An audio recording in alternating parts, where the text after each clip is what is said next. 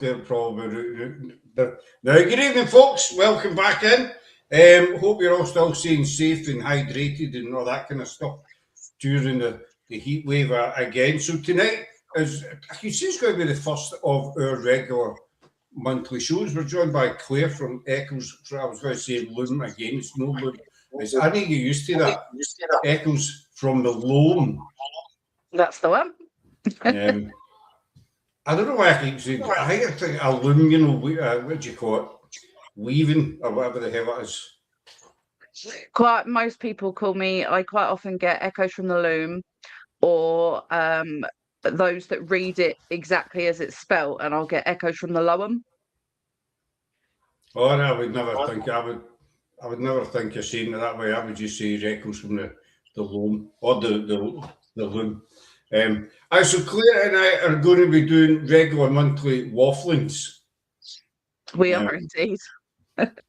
I see there's my wife saying hello from the other end of the house. That sounds like we live in a mansion, doesn't it? When I say the other end of the house, we live in a bungalow. But, you know, I'm at one end and Sarah's in the living room at the other end. I'm demoted to the bottom of the hall, basically.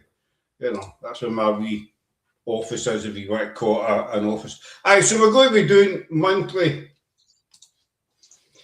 You love a good waffle. You don't shut up, Scott. I suppose. There's no denying it, is there? Let's face it. There's no denying it. There isn't any denying it. You know, I can go into a shop and strike up conversations with total strangers. You know what I mean? And 9 times out of 10, they don't tell me to go away, which is always encouraging. You know? Weirdly, my husband's exactly the same. Like we flew out to Turin, and he was like besties by the time we arrived. Like the person sat the other side of him. Well, you get that, but you know, I mean, I remember one night Sarah and I think we went to a pub, and I was chatting away to this guy, and Sarah's like, "Who is it?" I said, "Don't have a clue. Never met the guy in my life." But you think we've known each other for years. I think some people are just like that. You know. I mean, you're saying your husband's like that. You can talk to anybody about anything. Yeah, pretty much. You know, and I think it's best that way. But you get these people that you know are just sore-faced, and you just want to punch them in the face, basically. You know, you say hello to them. No, physically. Well, I sometimes hit them with a shovel or something like that. You know what I mean? But you know, you say good morning to them, and they just keep walking right by you. And you think, yeah, I can't go that stuff. No, I'm that person. If someone, you know, if someone nods and smiles and says good morning, they'll always get it back. You know, I'm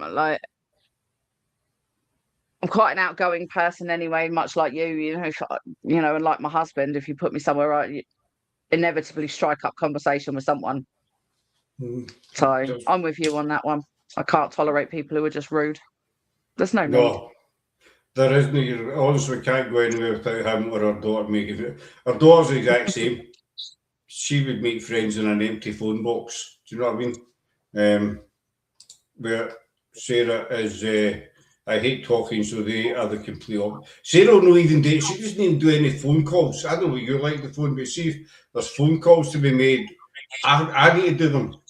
No, that she's not an antisocial person, but she'll think, right, you phone them. I said, I can't phone them. I would just tell them, I told you can talk for me. You phone them.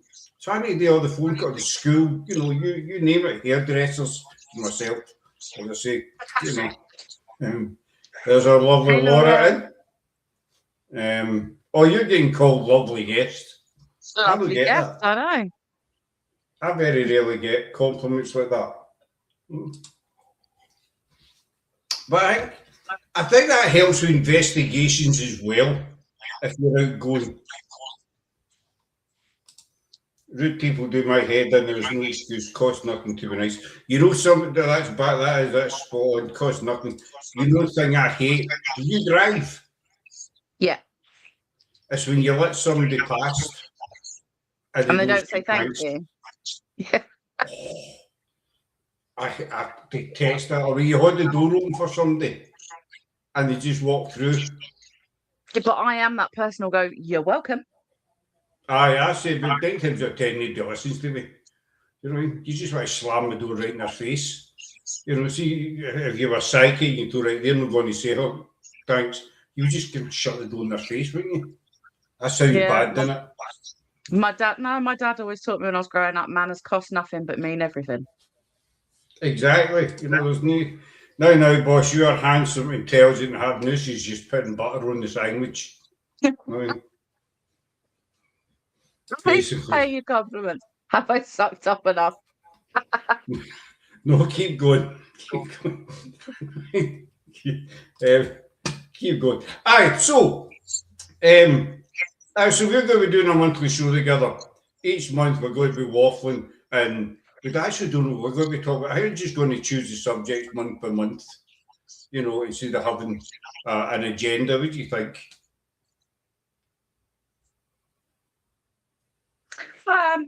Yeah, I think like thing is that the way that you and I talk, you can pick a subject, we probably won't stay on it anyway.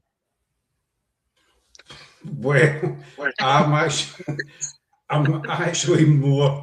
actually quite famous for doing that, you know. There's nothing more infuriating than when I'm out in my wheelchair and folk walk into me, I'm invisible. I'm not exactly small, so I'm not hard to miss.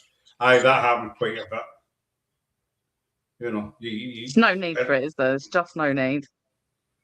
There isn't any need. Scott staying on subject, really.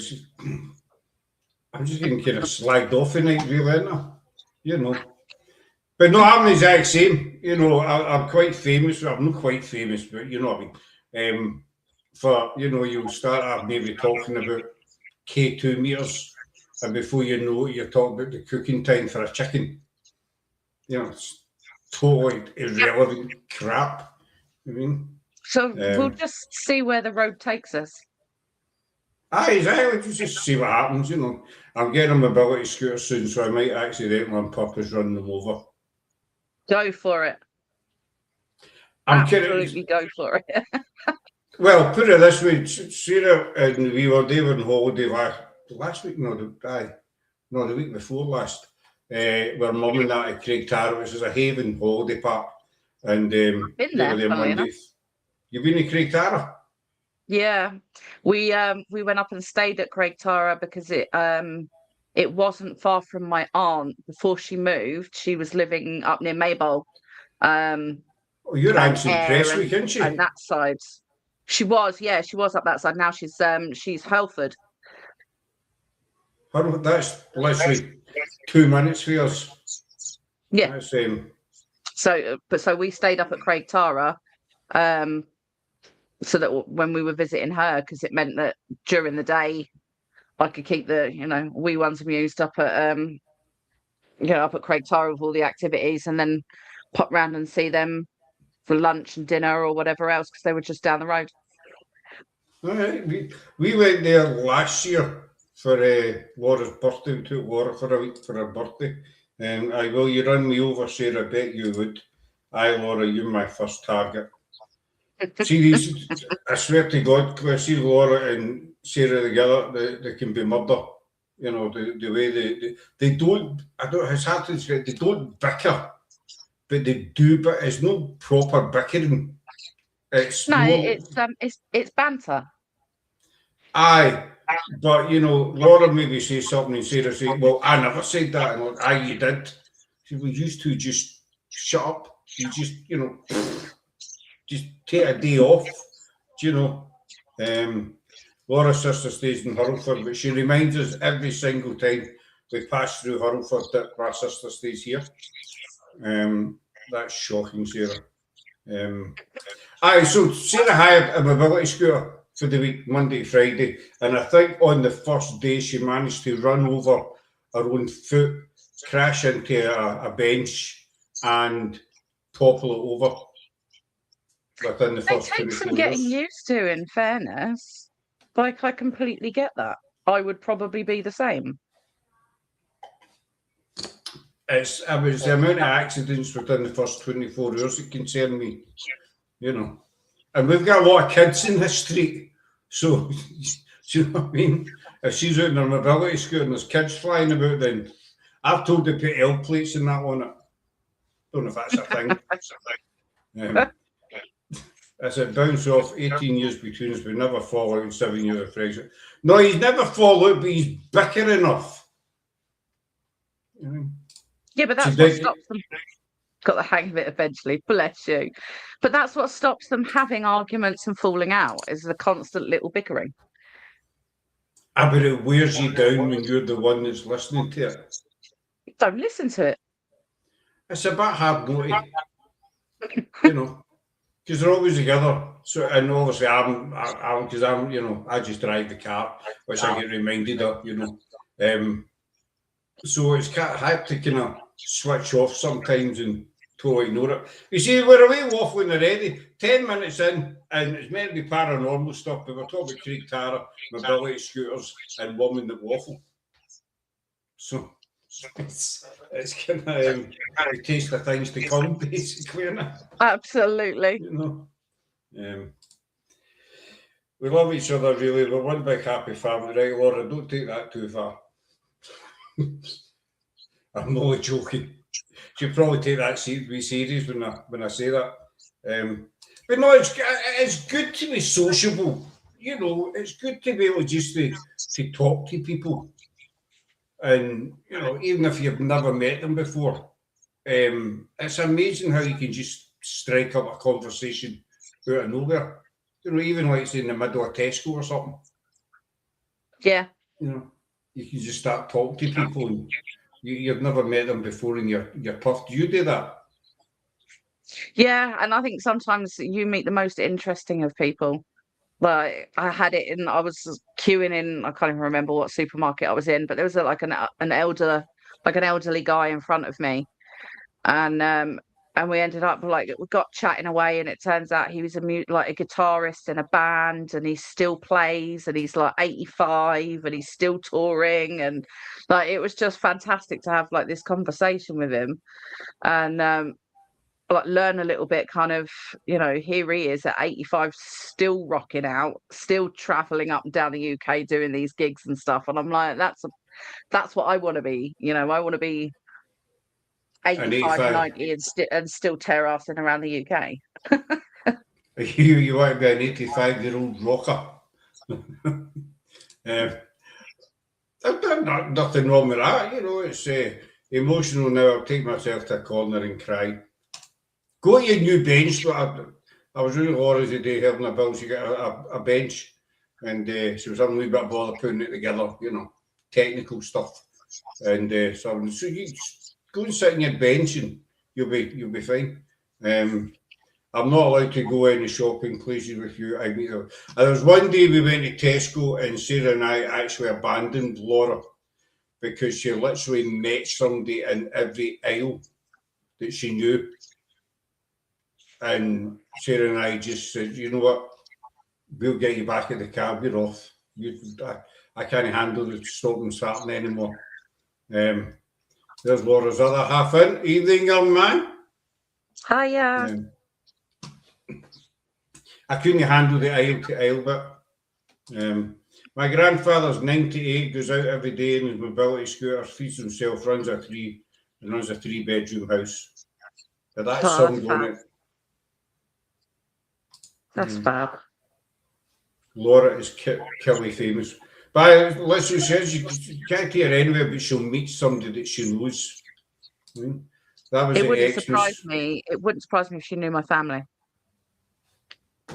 We went to Sunderland. I don't know, a couple of months ago. We were at Sunderland with Reset, and the wee one went to play down at the swing park. So I've been doing there. And she met this wee girl, so they were playing away, and then the wee one came home and says, you know, thingy was you meet her mum and dad. I said, right, okay, fair enough. So met her mum and dad, and so we get sat talking, what have you. So when we came home, we were telling Laura that we met this couple on holiday, blah blah blah. That was the supermarket was rammed And I just thought, no, it was Christmas time when she chose to meet the world. But came home and says to her, we met and told her name, and she says, I know her. I knew her 20 years. I went to college with her or something. Thought, are you kidding me on? And then there was another time we went to Sundrum. That's a couple of years ago, and Sarah and I were sitting at the tent, and there was this woman turned up with her other half, and they were trying to put up the same tent as we had. Now, I wanted to sit and watch them because they were crap at it. So I was enjoying just sitting watching them, you know, having a wee giggle as you do. And Sarah's like, go and help them. So that, you know, jobs were spoil my fun. And so I went and helped them. It turned out that the woman stayed facing Laura. Ah, I see. So it's a nobody that doesn't know this woman.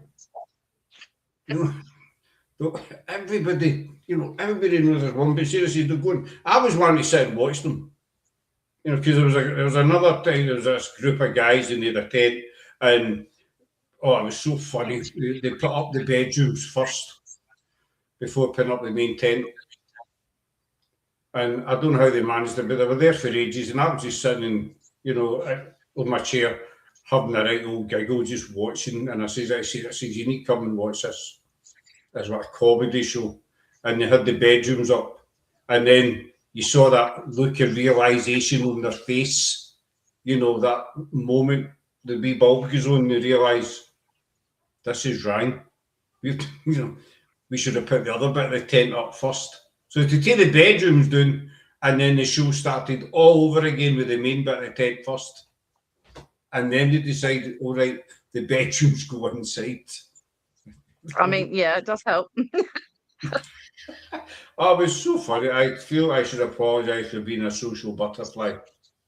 No, just when we're out short Christmas shopping and stuff, Laura, you know, and you're on a kind of timetable sort of thing, in and out as quick as possible.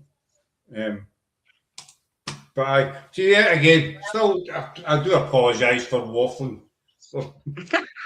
You're fine. But we love a waffle. We do. We love a good waffle. I forgot we were going to talk.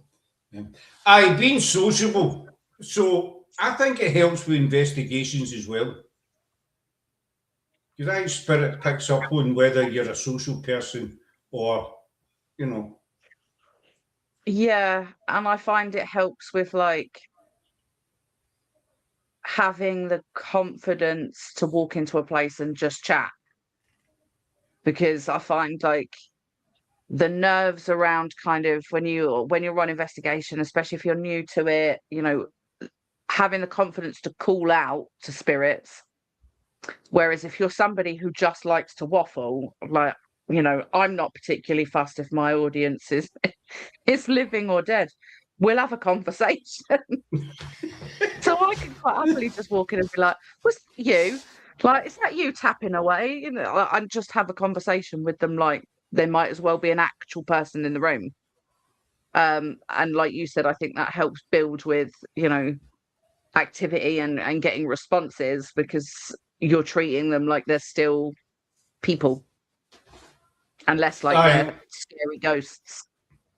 Well, they are. I mean, you know, when it comes to it, I'll stick this comment for Laura. I come on, best laugh was that tiny tent at Sundrum, but there was this, you know, these tents that they're in a round bag and you take them out and they spring up. Oh, yeah, the pop-up tent things. You could never get them back in the bag. But this thing was tiny, and the guy was there with his son. His son, I don't know, must have been about 8 or 9, something like that.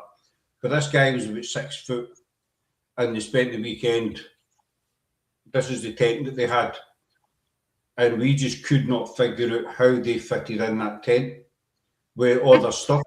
Because they would get in and get changed in it as well. And come back in different clothes now when you're looking. Not that you were stalking them or anything, but you're thinking, you know, I eventually had to put the binoculars away. You know, it was a bit of giveaway, you know. The notepad. Oh, you got a magazine with the holes cut in it. Aye, with that, you know. 5:10 p.m. get changed. 5:15, you know.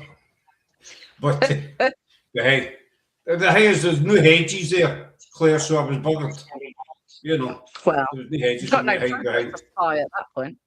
And I kept falling out the People tree, I know. watching. We call it people watching. Aye, I've always kind of done that. You're not being nosy, but this guy and this kid fitted into this tent with all the stuff that they brought for the weekend, and we just could not figure out how they were doing it. Do you know what I mean? See, I wouldn't even admit that, Laura. I would not keep that to myself. Now, I'm the one with binoculars, but we won't go there. See, that's the worrying thing, that she openly admits she's got binoculars. Anybody that owns binoculars is highly suspicious to me. I mean, why? Well, need I say any more? You know, when somebody's standing looking at your house and they're like this, right? What are you watching for? But Laura has a pair of binoculars. Which is kind of freaky, you know what I mean? Our husband, he's right into photography, and there was one day he posted up on Facebook pictures. He'd been out walking, and he put pictures, and I was looking at one of the pictures thinking, that's my house. He was outside our house taking a photo of our house. Well, I wonder why, you know. The case in the joint, maybe. And seal spot, that's a new one, isn't it? Seal spot. Honestly, officer, I was seal spotting. Is it a euphemism? Well, possibly. I was looking for seals. No, they do. They go to Millport quite a lot. I think there's seals off the coast of Millport, but no, just at the end of the day, there still are people, you know, and I think they like a good natter the same as we do. Yeah. Yeah, exactly, 100%. And I think especially if you're going to, and I know we touched on this briefly last time I was on, but if you're going to locations where it's not commonly investigated, you know, it must be quite nice for them to have, like, you know, fresh meat to talk to, if you like, you know, whereas like you think the locations that are visited, you know, 7 days of the week, 52 weeks of the year, they're probably sick of seeing people. They just want a day off to be left alone. I was just going to say they just want a night off. Laura says, well, now you say that, this woman knows me well. And that's as far as we'll go. Laura. That's as far as we'll go with that one. Well, when we eventually get to meet up, you get to meet our lovely Laura and get to witness firsthand her and her binoculars. She'll probably bring her binoculars along there. Yeah. Don't make out like you won't be bringing your magazine with your holes in it. It's usually a Sun newspaper. Because I tend to do the crossword while I'm watching. That's better than what I thought you were going to say. I thought you were going to say that the holes were cut out of page 3. Do they still do them? I'm not back. Do you know what? I used to, when I was driving the trucks and that, and I used to buy a newspaper every day, the Sun, for the crossword. And because I used to do a crossword on my break. But I can't remember the last time I bought an actual newspaper. No, to be fair, I can't remember the last time I read an actual newspaper. Because, you know, everything's online. You know, so you don't actually need, no, unless you want to see page 3, as you say, dirty, doing their dirty business. You know what I'm saying? Like, that's a quote for, that's a line for Still Game. Have you watched Still Game? No. You tell me you've heard of Still Game. No. Oh, it's a Scottish comedy. It's based on pensioners in a made up area of Craig Lang, is Jack and Victor. It's on Netflix. You need to watch it. We've got, I'll cover Laura's comment a wee sec. We've got Rosie and Emma Cardi coming up 2 weeks' time for a week. And one of the times they were up, we introduced them to Still Game. And they were hooked. They were absolutely hooked. You need to watch. It's on Netflix. I will give it a go. It's with Jack and Victor. There's other ones in the cast, but Jack and Victor are the two kind of main characters sort of thing. And we'll put it this way, we actually worked out, Sarah worked out the other day, we have been watching it for 8 years. Every episode, every day. We watched a different episode for the last 8 years, and we still, they're still making it. So as we're watching it over and over, and you still laugh at it. Yeah. Even though you know the script back to front, but you need to watch Still Game because it's brilliant. You'll thank me for it. You'll send me a box of tea cakes or something as a thank you. I'll give you my address. And you get, turnips, tea cakes, or whatever. Jaffa cakes. I'm no fussy. Turnips tea cakes. I love turnips tea cakes. Oh, that's Laura still owes me 6 actually, which I'm still waiting on. But my boy, he loves turnips tea cakes. He fell in love with them because it used to be a thing. Like every time we went up to see my aunt, out would come the turnips tea cakes, and yeah, he just adores them. I used to deliver every week to the turnips factory in Uddingston, and you drive up to the big warehouse door. In the warehouse, we need a big, massive box of broken biscuits. It was full of bags of broken biscuits. So every time you went, you got this big bag of broken biscuits, and there's kind of squash tea cakes, caramel logs, the turnips kind of stuff. They were just going through it. But this guy used to stick them on back, and you're told the bags were massive. So whenever turnips came up, folk were saying, I'll take turnips. I like to do the turnip crap. But 9 times out of 10, I got it because it was on my run. So it was a big bag of broken biscuits every single week. I mean, like Colwell, I think we were one, if not the first team, to investigate there and look at the evidence. It speaks for itself. I suppose it's on our YouTube channel, Colwell Investigations. We had been explored by many people. It's in the estate just outside the back of Barhead in Glasgow, and it's 280 acres.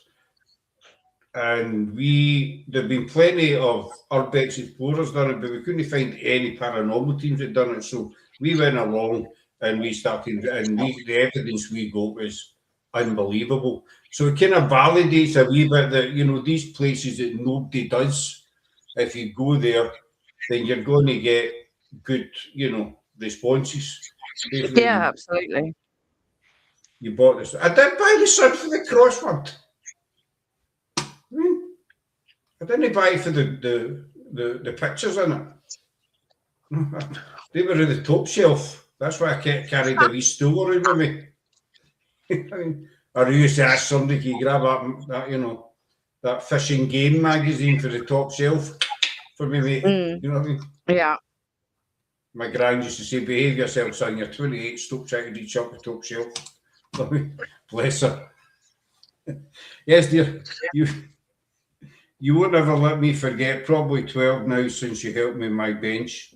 Now you come to mention it, Laura, we will have 12 tea cakes since I helped you with your bench. So that's my fee for helping. Basically, you shouldn't have opened your mouth, Laura, because I would have stuck at 6. You know what I mean? But Ed, the thing about you've done your first book. I have. Tell us a wee bit about your book. Not the plot, just roughly, but you know what I mean. Like that one there. This is my proof copy. Congratulations. Thank you so much. It's got the stupid resale part across it, so we'll ignore that. But yeah, so this is my debut book. It's a collection of pagan poetry that I've written. as well as some rituals, some like information on like crystals, incense, herbs, deities, and how to start shadow journaling.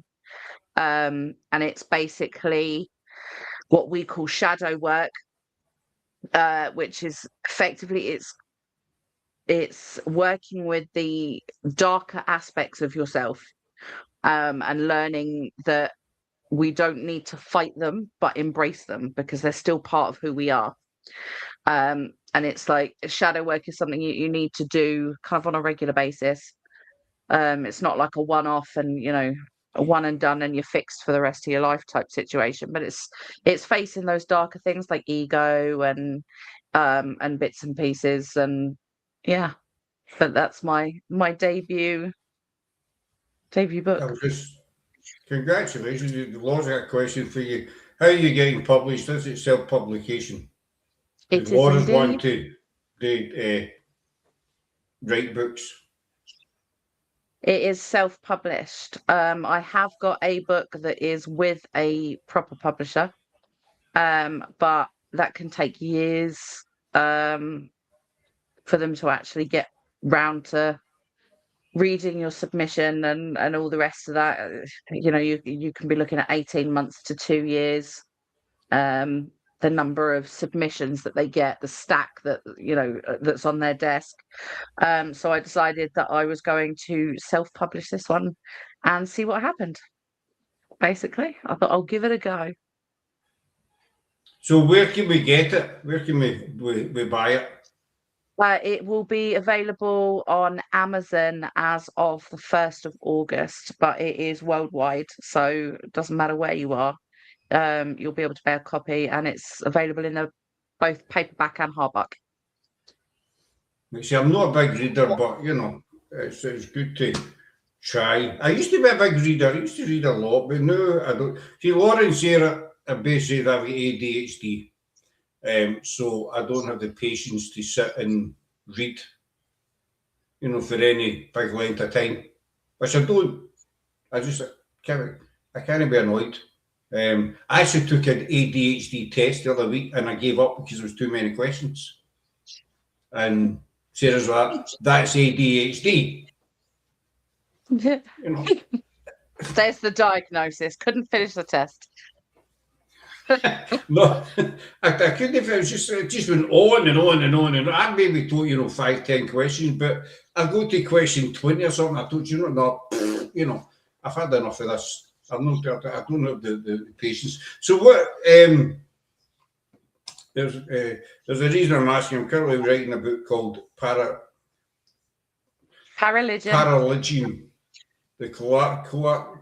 That word there between religion and paranormal. I remember you telling me about that the last time I was on, Laura. So and we ended up having a bit of a chinwag about paraligion. What inspired you to? Feel free to message me, and I will help as much as I can. There you go. Or for a wee mail, and you can write something together.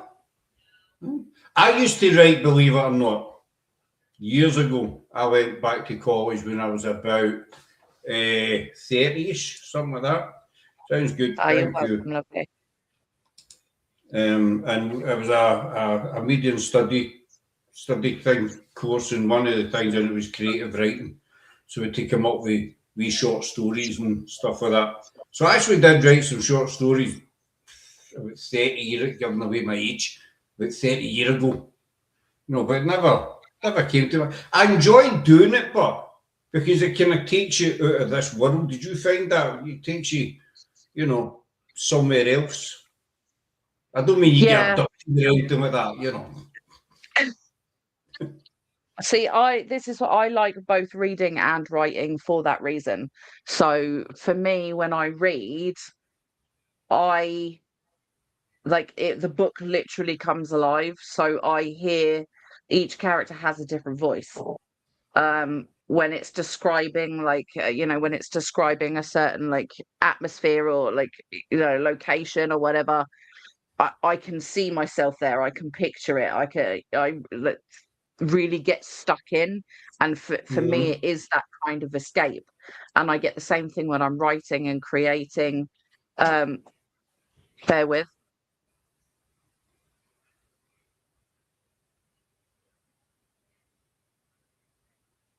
Be my boy just getting home from cadets, so of course my dogs need to bark, because who is this stranger who has lived here for their entire life?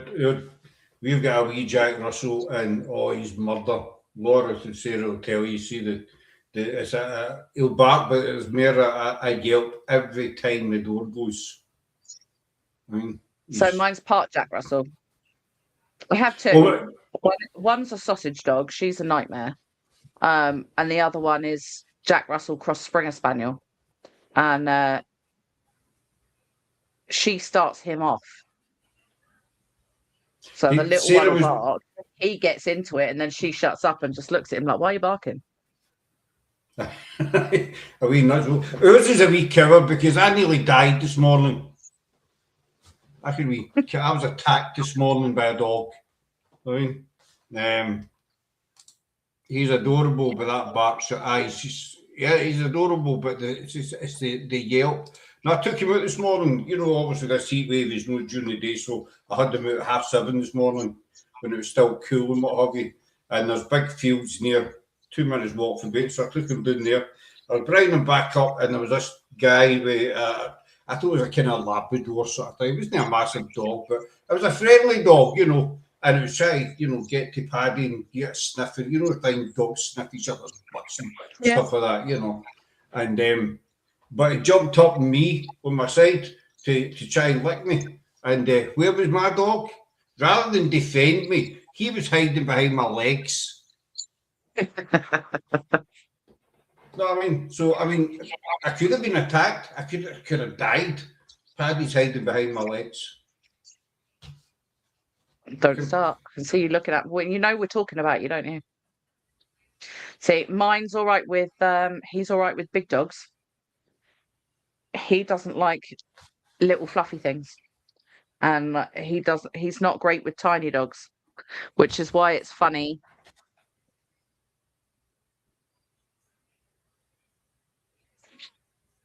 See, are you finished? Are you done? There we go. Yeah, he doesn't like the little ones. He finds little dogs like make him more anxious than big dogs. You didn't die, man. Not where your big boy pant gaffer. I could have died. I could have been killed. I mean, that's the sympathy you get. No, he's usually quite good. He'll got him, you know, I was going to say talk to other dogs, but you know what dogs do, they got them sniff each other and all the rest of it. But the day he didn't, he was right behind my legs, so I had to take the brunt of the attack. You know what I mean? I have a slight scar to prove it. So that size. Sort of that size. It's still there. It's still a scar. It's there with you forever. It's still a war wound. You know what I mean? And I'll probably not be able to sleep for about a month and a half just because reliving the moment. Every time I see a dog or something hairy will come towards me, like, no, just sorry, you know, I'm just reliving my traumatic experience. Anyway, what was I saying? I quite enjoyed it. I actually wrote a screenplay, a full screenplay. I never sent it anywhere or whatever. I do sleep now and again, but with this heat, it's just non-existent, basically.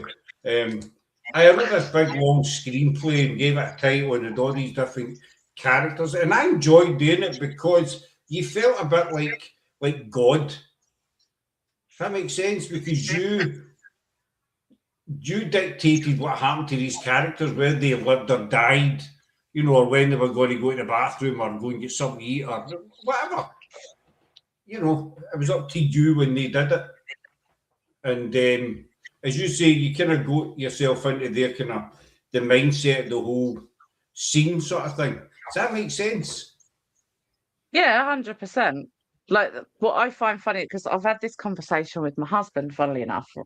So when I read things, so like if I'm reading like just a letter, for example, from, I don't know, from the bank, when I read the letter, I hear in my head my voice reading the letter out. Right. But apparently that's not something that everybody has.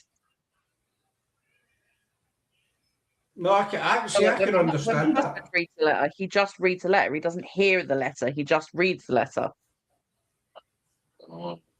That's it. The internal monologue. That's the one.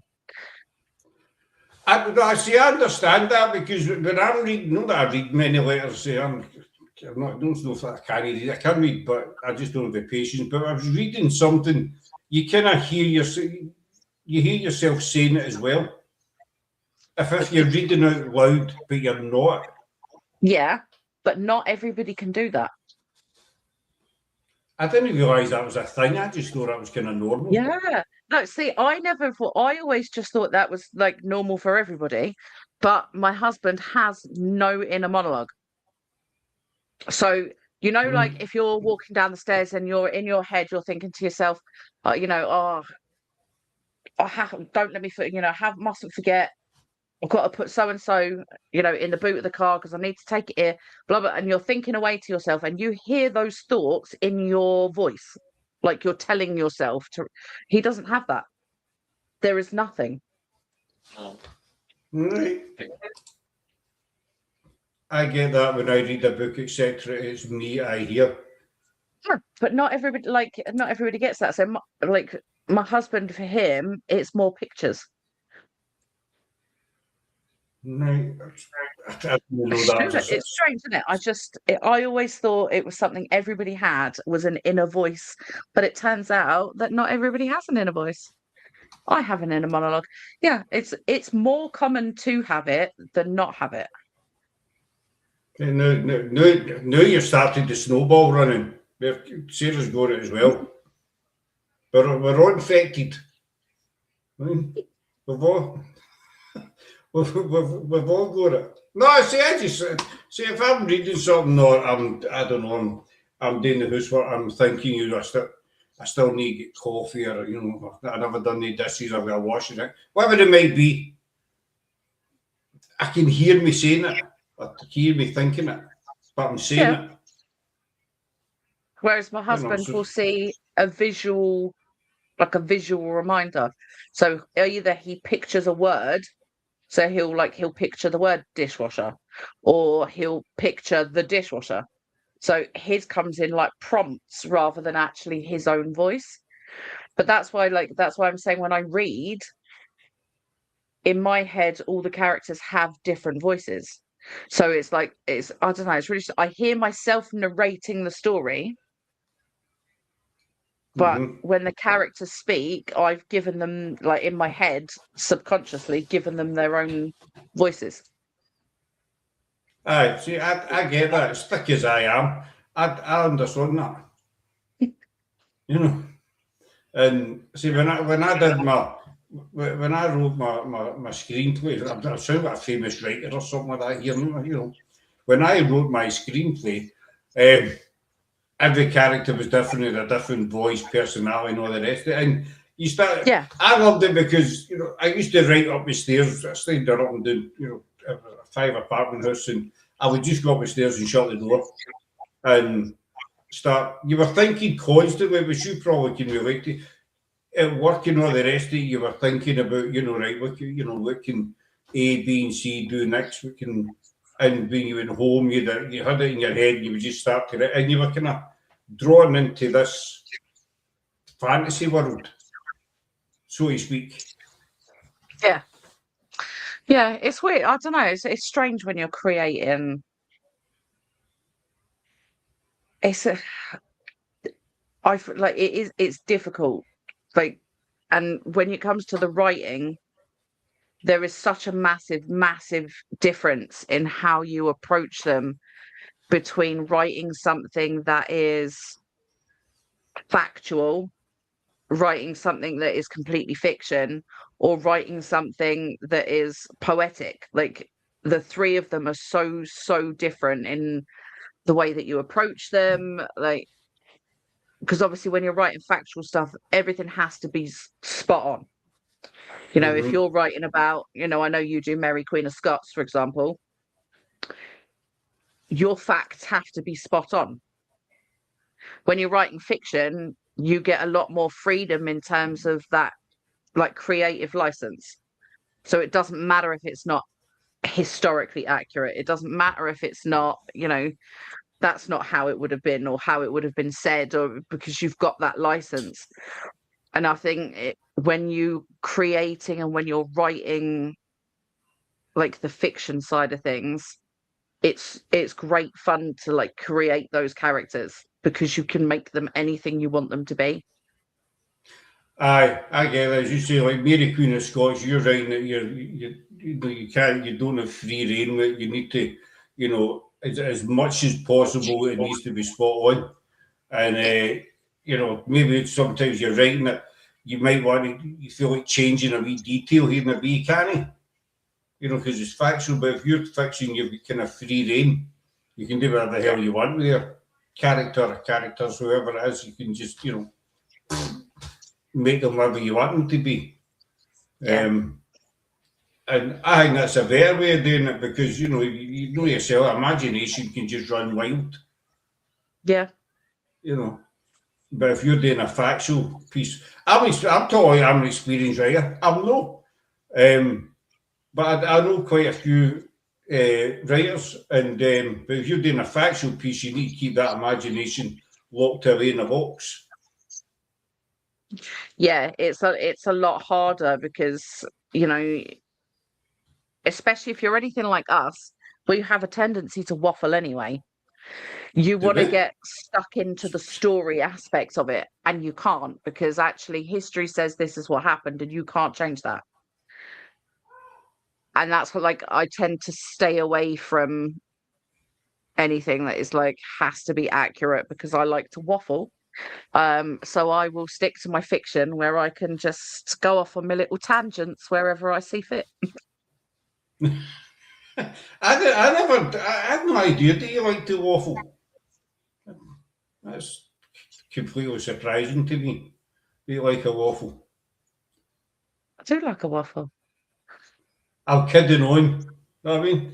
The other thing I was going to ask you about, actually, on a serious note, if that's something that's possible, about your pagan, you know, what got you into the whole pagan side? Because I've watched Wicker Man. I've seen that film. Edward Woodward and Nicolas Cage. I know what they do up in that field. You can't base an entire belief system on the Wicker Man. Well, I've seen Wicker Man, so just letting you know there. I've got a rough idea what he's got up to. What would you like to know? How did you get into the whole pagan side of things, and what does it entail? So, for me, it was something that I kind of fell into when I was very, very young. A belief in kind of, I don't know, a belief in magic, the magic of the world. And it's something that I think we all have as children. Very much like the ability to see spirit, you know, and then you tend to lose it as you get older because it's almost drummed out of you that, you know, that's ridiculous. You know, you can't talk to trees. That's ridiculous. You can't do this. That's ridiculous. You're not seeing, you know, somebody in the corner of the room. It gets drummed out of you. And it's something that you later then kind of find again. And that's basically what happened for me. And it's something that I came back to like a couple of years ago. So I am a pagan. Obviously, paganism is an umbrella term. There's a lot of branches to it. So, for example, druids fall under pagans. Wicca falls under pagans. There's a lot of kind of different Norse heathens. There are so many different umbrella terms that fall under paganism, but effectively, a pagan, by definition, is somebody who lives from the land. Paganism is a nature-based belief system. It's not a religion. It's just a belief system. It's a belief in connecting to the world around you. So it's connecting with elements. Most pagans will incorporate deities into their faith, into their practice. There are, again, so many different variants. I come under what they call polytheistic, which basically means that I don't have one strict, like, I only work with Greek goddesses. So I kind of pick and choose and work with lots of different deities. So I work with some Celtic, some Greek, the Hellenics, some Norse, and I've been looking into some from like Russian, Poland, Slavic culture as well. And you basically just incorporate working with those deities into your everyday practice. But it's a big subject. There's kind of a lot to talk about. I will say not all pagans practice witchcraft. Same as not all witches are pagans. They're kind of two very separate entities. You can be a pagan and not practice a craft in any way, shape, or form. I do both. So that's kind of my remit, my neck of the woods. But it is all balance and love and light and positivity wherever possible. I will just put that out. When you hear the word pagan, I don't mean this disrespectfully, I'm not a big expert on the whole pagan side of it, but when you hear the word pagan, you do imagine the Wicker Man. That's what springs to my mind, right away. Like, oh, the Wicker Man, you run about with the heads on their head, the antlers and all the rest of it. Is that really what that can't be what it's all about? Surely they don't put people inside a big wooden man and burn them and stuff like that, hello, hey, my Mama. beautiful egg. So that lovely lady is obviously who I was co-hosting with earlier on TikTok. It looked quite sunny where she was. I did jump in and say it looked quite sunny where she was. Yeah. I've watched a couple of her shows. I've watched a couple of her lives. Yeah, she's also part of Psychomantium. She's part of our paranormal investigation team. Right, I've watched a couple of your lives, Mama. They're quite good. I jumped in earlier on for it because I had to fix my hair for the night. You know how it is. You can time limited to get a cloth out and get a wee wipe. But so the pagan side, now I'm going to show how stupid I'm here or whatever you want to call it. I don't know. Everybody's got their own belief about what happens after we pass. Christians, go to heaven and stuff like that. And I'm not slagging off any religion or whatever. I just want to make that clear. Thank you. You're welcome, though, and you're here. See this woman? I don't know if I told you this, Claire. I'm going to share something quite personal with you. All right. So, as you can see, I don't know if you've noticed, but I'm bald. I don't know if you ever noticed that. There's no hair up there. I can't say I had noticed. No, you see, sometimes I don't even notice when I'm wearing these like that. You can't see what's behind, so it's so dull. But I was talking to somebody the other night about this as well. One of my embarrassing secrets. You know what I'm saying? I do have quite a bit of ear hair. Now, also my body knows what it's doing. I'm going to need a lot of ear hair sometime in the future. But it tends to grow that way and no that way. That's what Laura's, she's got a thing for my ear hair, which is quite weird for a woman that owns binoculars. And we're back. Sorry, Mammy. I know you've just joined us, but you had to be here earlier on, doll, to hear. Claire will fill you in, no doubt, on the binoculars and stuff like that. It's not one of those shows. I'll tell you that now, anyway. Sarah loves trees. She does. She's got a thing for trees. And that Caldwell place I was talking about is surrounded by forest. I do have a picture of this tree, but I'm not into trees. Obviously they're nice to look at and stuff like that. But at Caldwell, see Laura again. Sorry, Claire. Sexy. She finds ear hair. What do you say to a woman that finds ear hair sexy? I mean, listen, each to their own. My wife just says she's an effing weirdo. But anyway, each to their own. It's her thing. It's her thing. So this place is surrounded by forest with normal kind of trees in it, But there was this one tree that kind of stuck out. It was kind of in a circle. There was a kind of a clear circle, and there was this one tree, very, very, going to sound daft, really, really green, dark green tree, and it went up, and it was kind of bent over to the right as you were looking at it, all these wee branches coming out of it. It just looked totally out of place for the whole forest kind of thing. They might think I'm talking crap, but it's just one, you get in life, you see these things and they don't fit. This tree just did not fit where we were, but no. Sarah, how did we go on the subject of trees? It was obviously planted there for a reason. Well, see, that's what I thought, because it's in a kind of clearing. And then right in the middle of this clearing sits this one tree. It's not a wee tree, it's quite a big tree,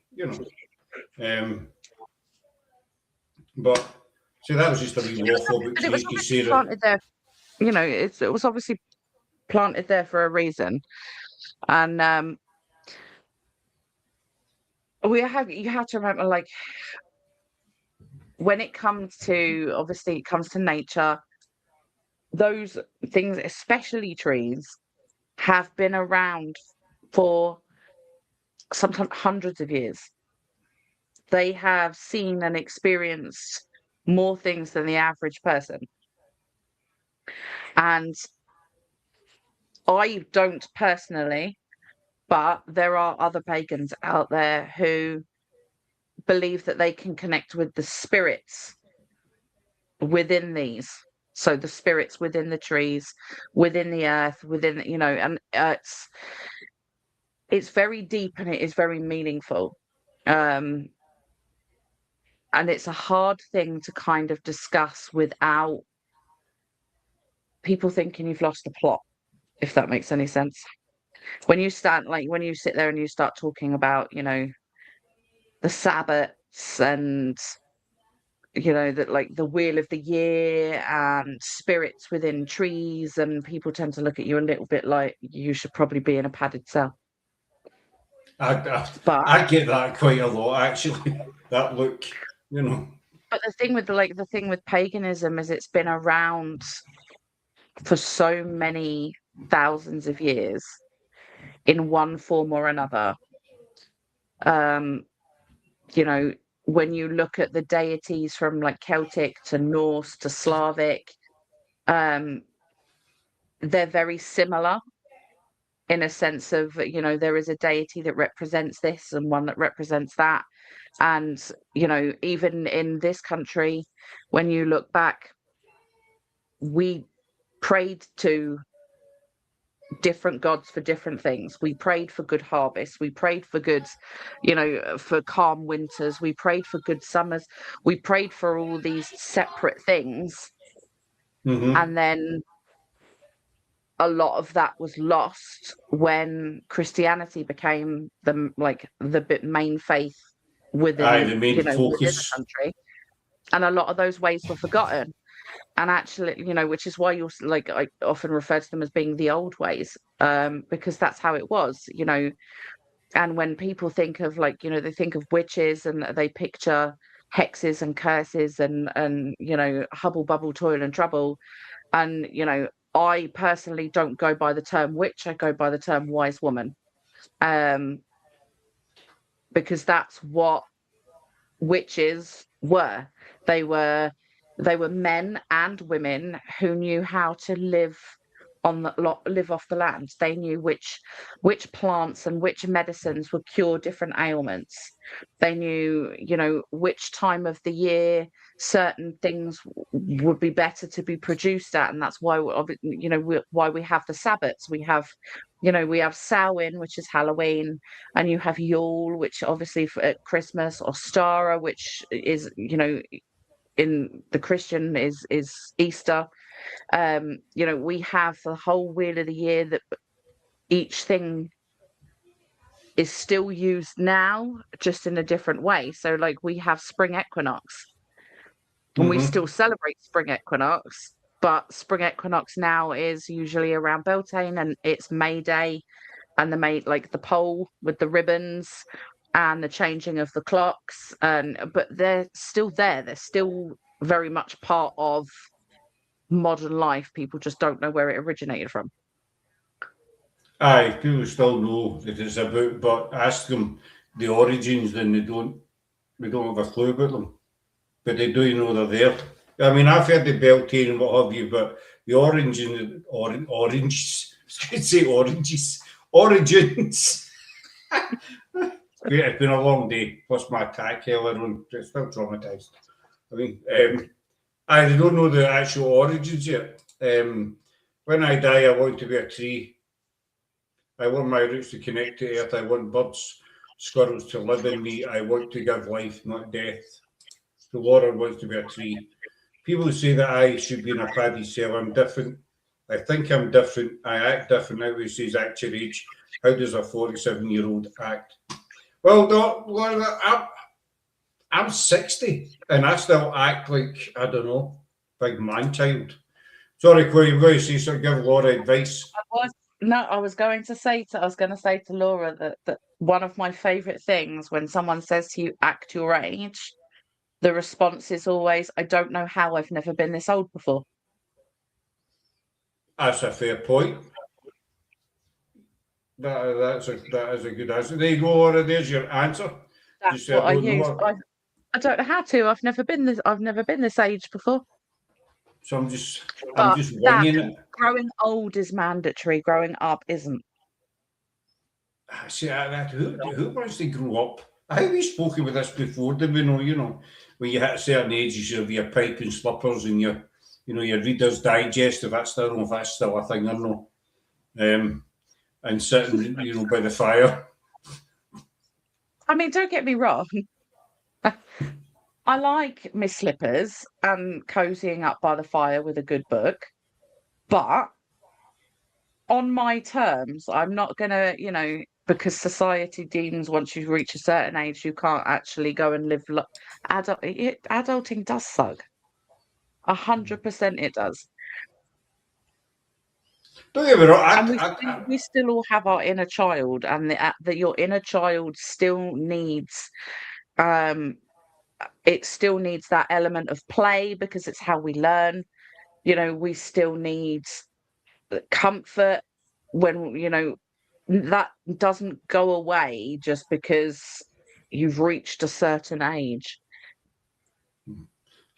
I mean, I don't get me wrong, I love a good pair of slippers as well. Also like my flip-flop. But no, it doesn't go away because, I'm a big fan of the Minions. I identify as a Minion. I would show you it, but for my daughter's birthday, she got vouchers for the toy shop. So it was, we go to the toy shop, you choose what you want. And she picked up this ginormous Minions fart blaster that actually blows smoke rings. You see, I would love something like that. Me and my daughter, and we get Minion pajamas, and then Sarah bought her the same pair a couple of weeks ago. So I actually do walk about in my minion pajamas, and I'm not embarrassed about it. 'Cause I think the minions are amazing. I mean, Absolutely. the lassie that does. Have you seen the lassie on TikTok that does the voice for the minions? I haven't, no. Oh, you need to look her up. You need to look up the minion voiceovers or something like that. I think she's French. She's amazing. Aye, that's what I was going to ask you before we started talking about trees and waffling about minions and inner child and stuff. My wire stuck again. There it's there. So I mean, we're talking about pagan and stuff. You've got Christians that believe when you die, you go up to heaven, pearly gates, and all the rest. And again, I'm not dissing any religions. What's the kind of pagan belief about when you pass over? What happens to you? Do you get back? Do you become part of the earth, or what's? It depends on your belief. Effectively, this is the thing. The biggest thing with paganism, and there are no rules. It is purely a belief system. It's not a religion. There's no doctrine. There's no you will worship X, Y, Z, and when you pass, this is where you go, and this is how there. It's your own personal belief. So there are those that believe that we are similar to kind of like the Buddhist outlook, that we're reincarnated.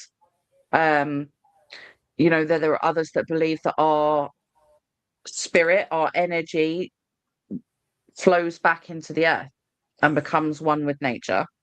And then there are also the beliefs of a place, it's called Avalon. I've heard the Avalon. That's King Arthur. Is that right? So there is the belief that when we pass, our spirits travel onto Avalon.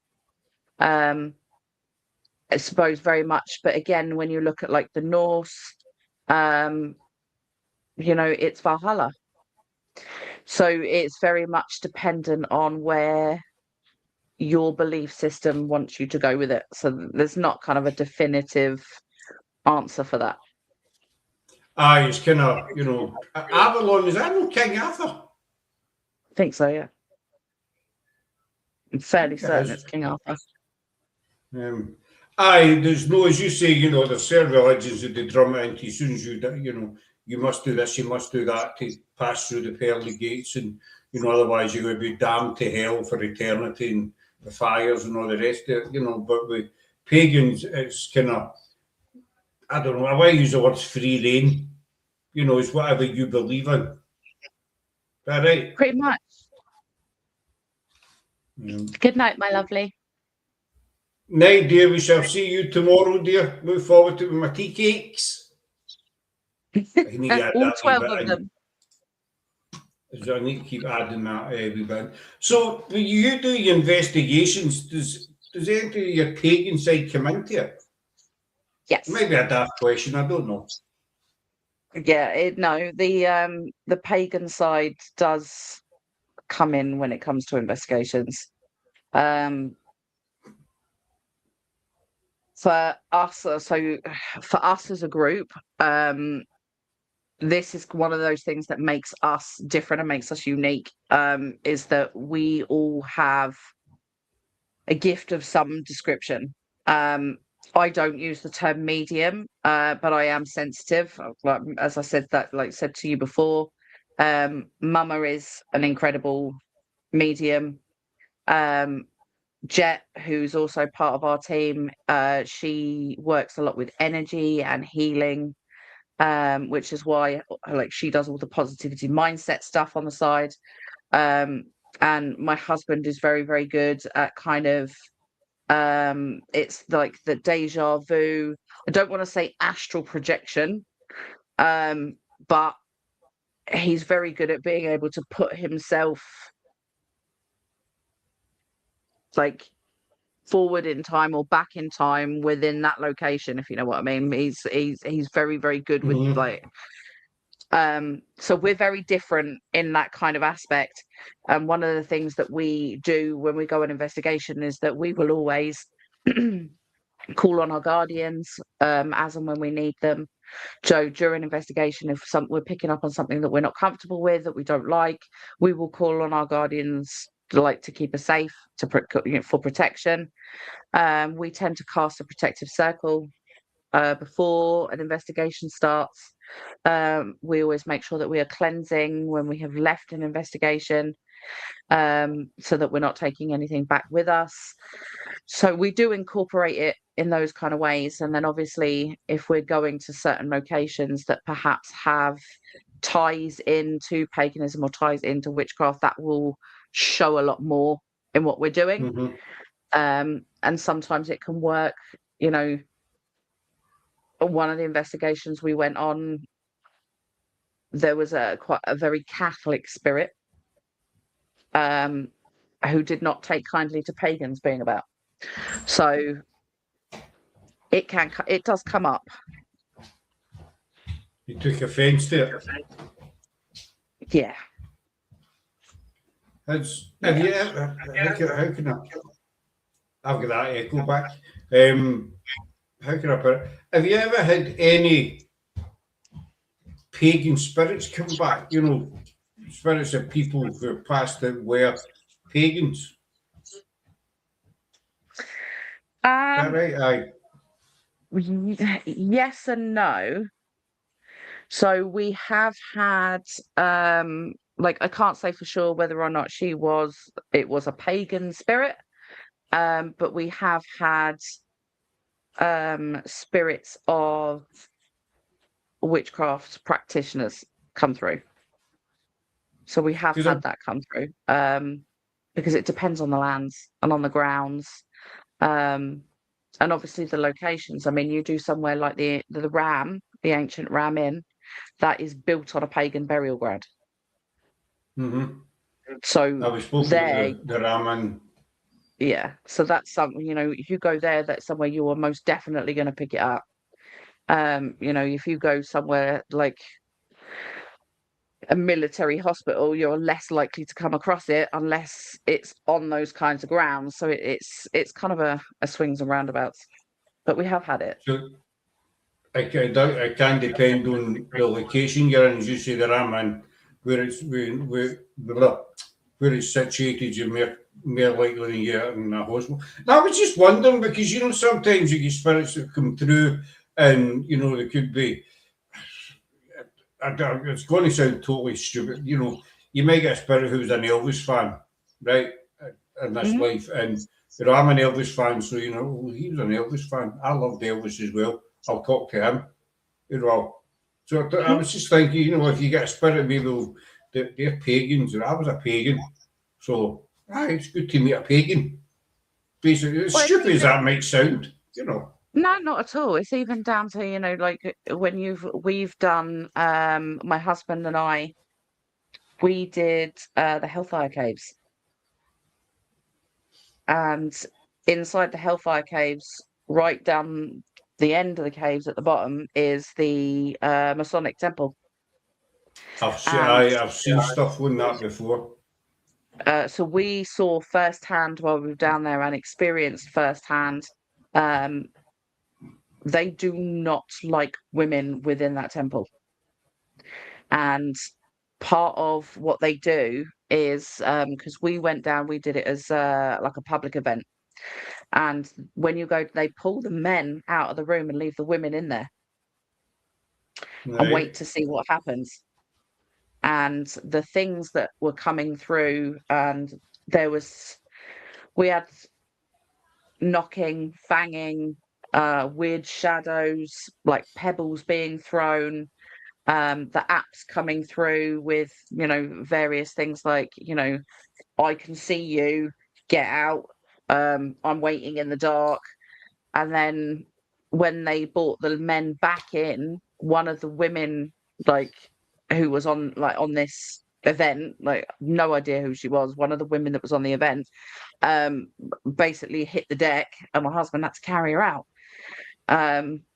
It does not like female spirits, because Masonic temples, as a rule, no women were allowed. So but then we've been to another Masonic location, and didn't have anything like that. So it's just a kind of it depends who you come across. You get spirits with that, but because we were a group, they're coming back on Shadow Paranormal, they're called, they're on YouTube and Facebook. They did a place, it was an old mansion house, and it's going to annoy me to name it, but we spoke about it, and there was a room in this mansion house that used to be a kind of gentleman's club. Yeah. Back in the day. And so women, taboo, women were not allowed. They done investigations in there, and there's girls on their team as well. And whoever was there did not take kindly to the girls being there. So Yeah. I mean, I think that validates as well that when people pass over, their beliefs and stuff still stick with them. Yeah, 100%. 100%. You said about the caves, see that place. That I can't. I want to say the Admiral House. I'll need to find. I'll need to find out the name of it. But I did. So it was totally taboo for women to be anywhere near it. And so the girls weren't welcome. So I think it does, it validates when we pass over that our beliefs still stay with us. It's the same as, I think, really, as well, it could maybe explain why you'll get spirits maybe from the 15, 16, 1700s that only talk to men, don't like women. It was Because exactly, it was a very, very, it was a different time back then. And that's something else that we have to take into account. But it's one of those strange things, because when you go on location, and you see it a lot on the social media side of things, people expect when they go to a location that the spirit they're going to come across is from the 1500s or the 1200s, or they're always ancient spirits. Well, actually, it could have been a guy from 6 months ago. I 100% agree with that, We though. always, but that it's always assumed that they're these ancient spirits, and it's like, well, no, not necessarily. We were one of the locations that we went to. It was built in the early 1900s. Mm-hmm. So unless you're looking at the land that it's built on, your spirits aren't going to be pre-1900s. I tend to ask, one question I tend to ask is, we've never had any joy of it. Can you tell me who's on the throne?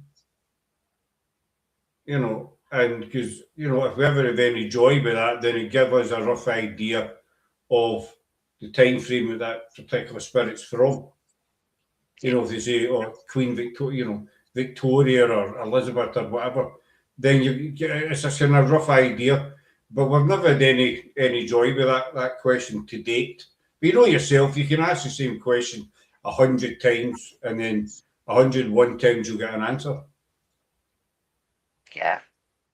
Yeah, this is the thing. I mean, whilst we do use the apps, we don't rely on the apps. So for us, those apps are great when it comes to a collaborative evidence.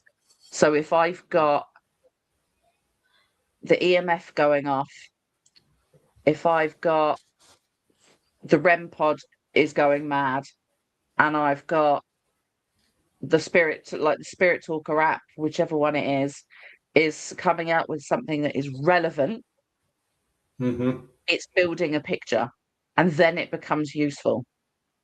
But I can't, just using an app solely on its own isn't enough in terms of reliability. But as a piece of a wider puzzle, I do think they come in handy. But my favorite things is still call and response. And one of the videos that is up on Psychomantium's TikTok and on the YouTube, we went and did the haunted airfield up at Gainsborough, and we got some incredible evidence of call and response. So effectively asking questions like, if you were here, if you were part of, so this particular airfield was Royal Air Force, but it was also American Air Force at one point. And I'm asking questions. I'm saying, if you were part of the Royal Air Force, can you knock to confirm? And then getting that bang response. And we used it to work out the number of potential number of spirits. If there's more than 4 of you here, can you knock? And getting that knock in response. And we did that, and it was like, okay, is there 7 of you? And it was silent, like just deadly silent, not a sound at all. And I was like, okay, or is there 8 of you? Knock, and the sound comes through, and you're like, right. That for me is far more exciting than the apps or the REM pods. I know exactly what you're talking about. You and I are exactly the same page. It's when you get things like that, as you knock in response. So, I've got close. Hold on.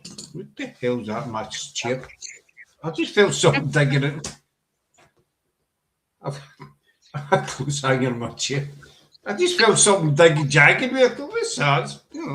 It's when you get that, it is very exciting. I mean, we've had that numerous times. One time strikes to mind is, it was the Loudon Cut, it was quite a white headstone, and I had the K2 on top one side and a cat ball on the other side, and the K2 had been going, quite a lot on it.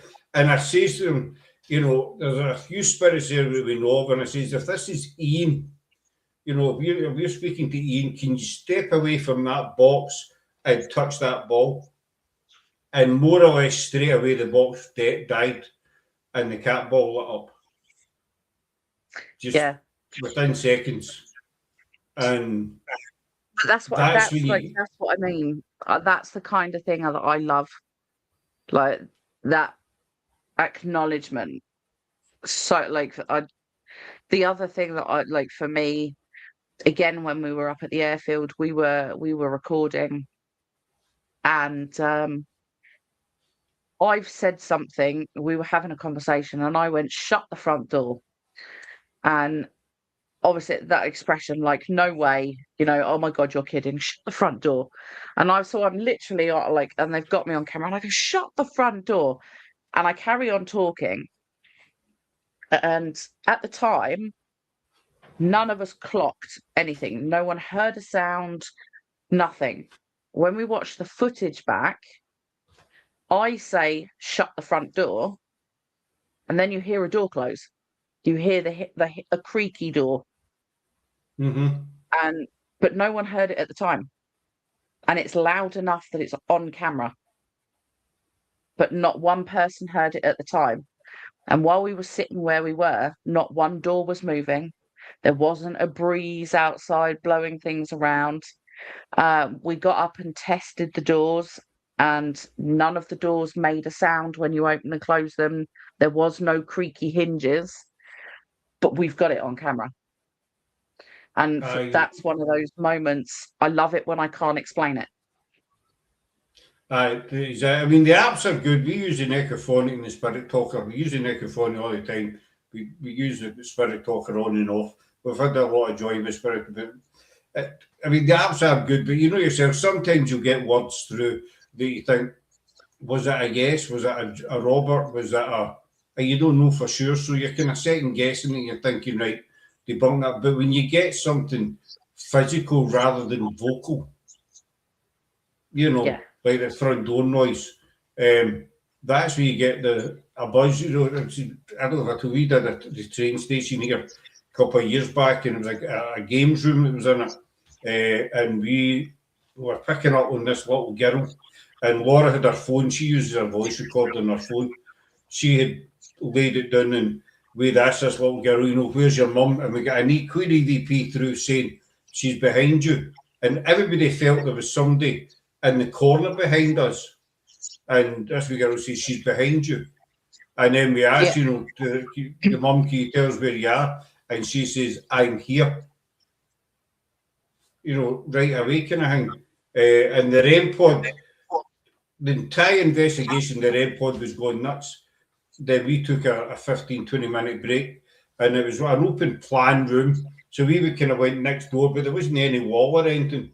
And took a break, then started again. And it was later on that we realised that during the break, the REM pod never went off once. But when we started investigating again and asking, that's when it started going off again. We thought that entire time we were recording it all, and we watched it back. We thought that entire time we were on a break, that REM pod never moved, never went off. Yeah. But then it started again. And it's weird. I mean, a lot of people put cat balls down. They say, oh, cat balls are crap. But when it lights up, when you ask it to light up, how you can't explain that. And you do get a bigger buzz.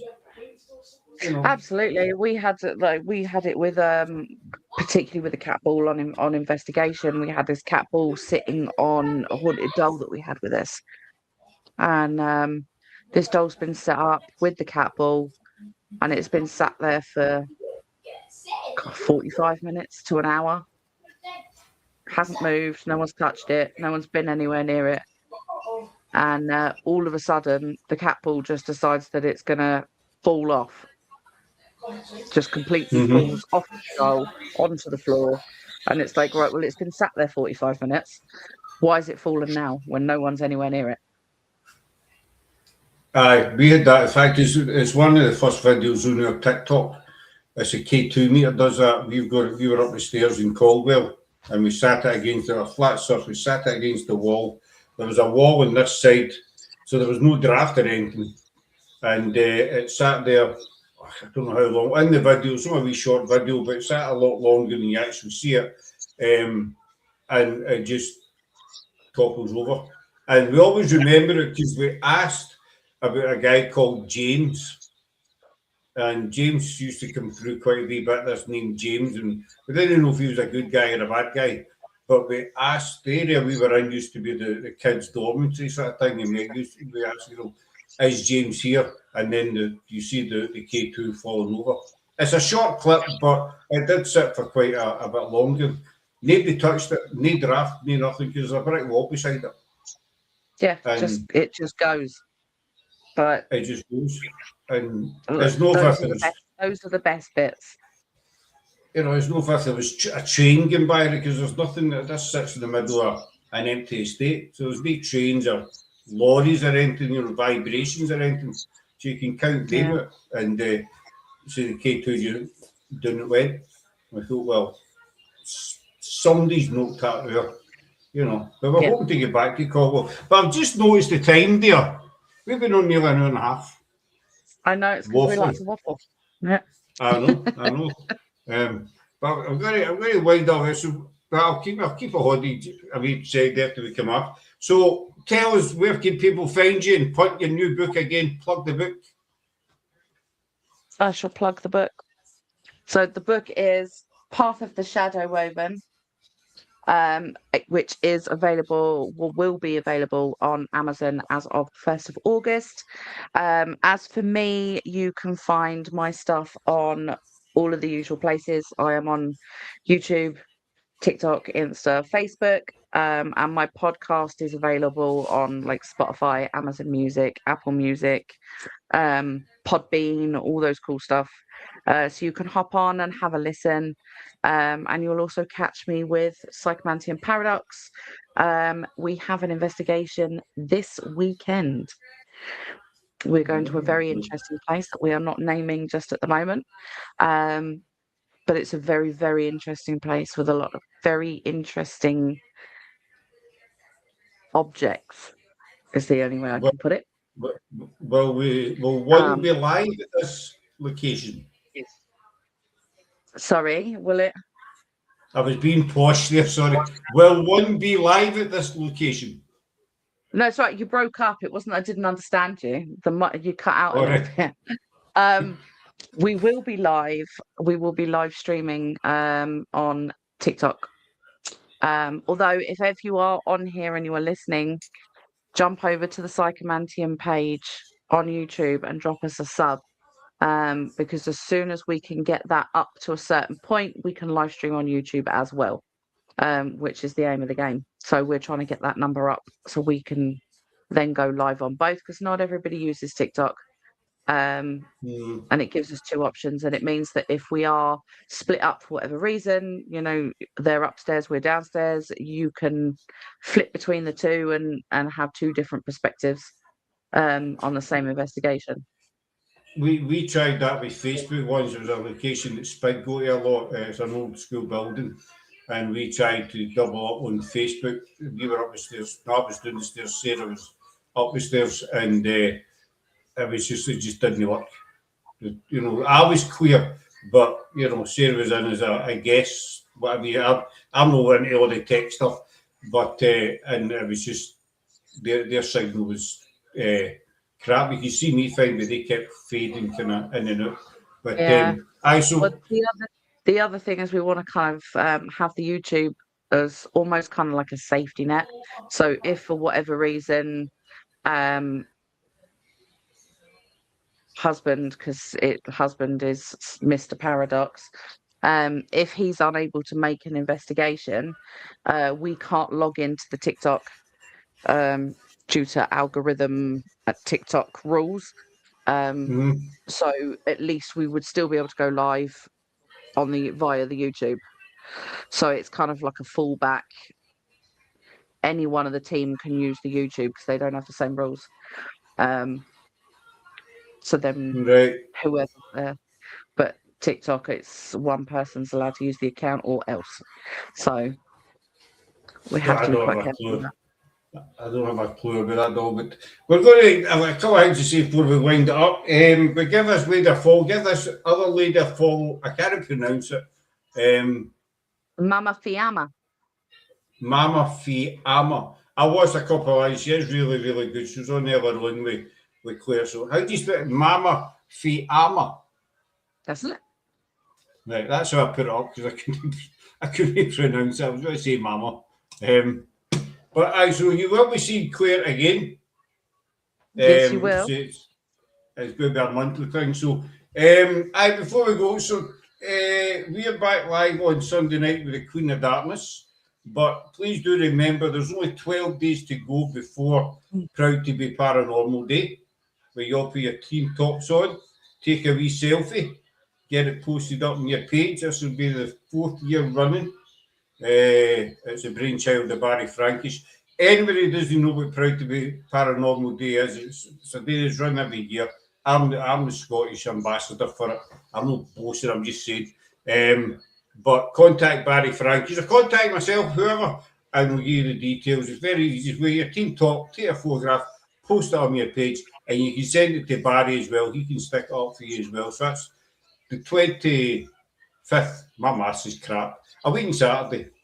And also a week on Saturday, we have Rosie and Emma Cadley for the Ghoul Gang coming up for a week, and we've got a full week of paranormal stuff planned for them, including a visit to the Covenanters prison in Edinburgh. Jamie was on last night with me, and we were discussing it, and we're going to be heading to the Covenanters prison. We're going to be heading to Millport, Caldwell, Loudon, and there's somewhere else. I can't mind the other places. But it's a full week of stuff anyway. So that'll be all over Facebook. And that's it. My wire's caught yet again. Excuse the French. So give Claire a look up. Well worth it, and you will be seeing her again. And we're out here. So enjoy the heat wave, folks, and stay hydrated. And keep your dogs in during the day. They say the amount of people that walking their dogs, and it's like 25, 30 degrees. Yeah, we had it. It was 36. And there was somebody out walking their dogs. Actually, I was over near Asda today, and it was only like 28, 29, but it was roasting, and there's people walking their dogs. I took theirs at 7:30 this morning, and then I had them out just about 8 o'clock, and the temperature dropped down. But we go to the field, which is next door. But it's ludicrous. These people are walking in 30, 35 degree heat. Do you know what I mean? It's just nuts. But anyway, folks, we are out of here, and we'll see you on Sunday. And go see this young lady. All right. Thanks for watching. Bye. Bye. See you later.